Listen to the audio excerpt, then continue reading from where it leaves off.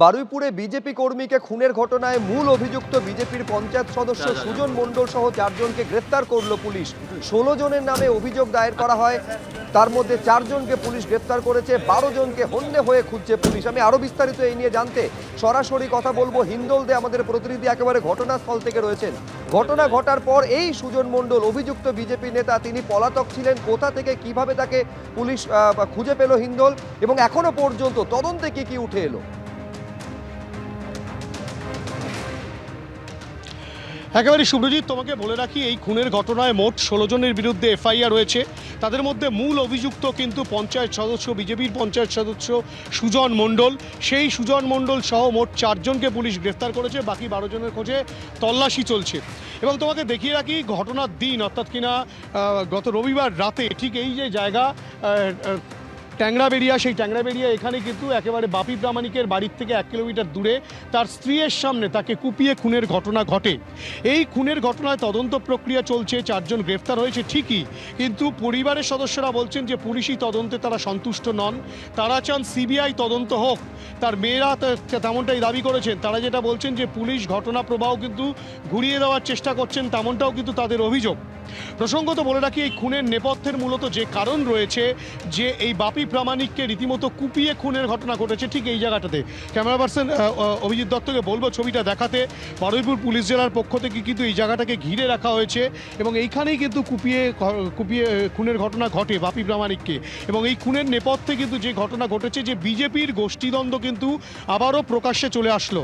এবং এক্ষেত্রে বাপি প্রামাণিকের অর্থাৎ কিনা মৃত বিজেপি কর্মীর পরিবারের সদস্যরা যেটা স্পষ্টত অভিযোগ করছেন, এই বাপি প্রামাণিক প্রায় 18 বছর বাড়ি ছাড়া ছিলেন তৃণমূল আশ্রিত দুষ্কৃতীদের দ্বারা, তৃণমূল আশ্রিত তৃণমূল কর্মী সমর্থকদের দ্বারা অত্যাচারিত হয়ে তিনি রীতিমতো প্রাণ ভয়ে বাড়ি ছাড়া ছিলেন।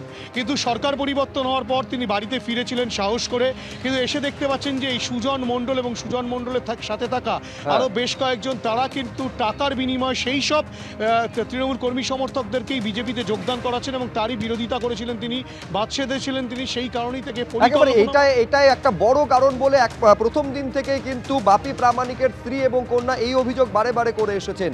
এবারে মূল অভিযুক্ত সুজন মণ্ডলের গ্রেফতারির পর তারা কি বলছেন একবার শুনবো। ফাঁসি হবে, ফাঁসি, চরণ ফাঁসি চাই। আমার স্বামী যারা খুন করেছে ওদের আমরা ফাঁসি চাই, ফাঁসি চাই। আরে অনেকে ছিল, অনেক। হ্যাঁ, সবাই তৃণমূল। ওর সঙ্গে সবাই থেকে হাত মিলেছে। আমার সুজন ওর সঙ্গে হাত মিলেছে। হ্যাঁ, ও বিজেপি ছিল, ওদের সঙ্গে হাত মিলেছে, মিলেই সর্বনাশটা করলো। আগে থেকে সবরা প্ল্যান করে রেখেছিল, এটা আজকে নতুন প্ল্যান নয়। আগে থেকেও 2-3 বার প্ল্যান হয়েছে আমার বাবাকে মারার জন্য, কিন্তু কোনো রকম আমার বাবা ঠিক বেঁচে চলে গেছে। কাল পরশু দিনকে রাতে এমনভাবে আমার বাবা টোটালি আমার বাবা বুঝতেই পারিনি, যে এমনভাবে ফোন করে ডাকছে যে আমাকে মারছে, তোরা তাড়াতাড়ি আয়। তারপরে হচ্ছে কি আমার বাবা ছুটে গিয়েছে। এটাই আবেদন, যে কজন ছিল ওখানে তাদের সবার যেন অতি অবশ্যই ফাঁসি হয়। ধৃত বিজেপি নেতা সুজন মণ্ডলের বিরুদ্ধে অভিযোগ শুধুমাত্র বাপি প্রামাণিকের পরিবার করছে এমনটা নয়, স্থানীয় বিজেপি কর্মীরাও করছেন। কি বলছেন তারা, দেখুন। রাজনৈতিক পরিচয় সুজন বিজেপি করত,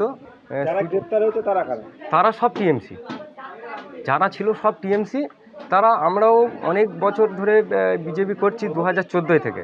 এরকম টাকার অফারটা ওরা সবাইকে দিত, টাকার অফার না যে মানতো তাকে জীবন নেওয়ার হুমকি দিত। সুজন মণ্ডল কী করলো, লোভে পরিণত হয়ে গেল। আস্তে আস্তে টাকা খেয়ে পুরাতন কর্মীগুলো সবাইকে হুমকি দেওয়া শুরু করলো। টিএমসির ছেলেগুলোর ঢুকিয়ে নিল, নিয়ে বলছে আমরা কি চুরি করে আছি, আমরা কি এই আছি, তোদের দেখে নেবো, এই নেবো সেই নেবো। আপনাদের অফার দিচ্ছে, এটা কারা বলছিল টাকা দেওয়ার কথা? এটা তো তোমার টিএমসির ওই যে দালাল সমীর সর্দার, এরা টিএমসি করতো, করাতে বিজেপিতে টাকা দিয়ে ঢোকার চেষ্টা করেছিল। যে প্রতিবাদী লোকটা বাপিদা ছিল, তার তো পুরো পরিকল্পনা ভাগে এরাই মেরেছে, যাতে আর প্রতিবাদ করার কেউ না থাকে। এবিপি আনন্দ, এগিয়ে থাকে, এগিয়ে রাখে।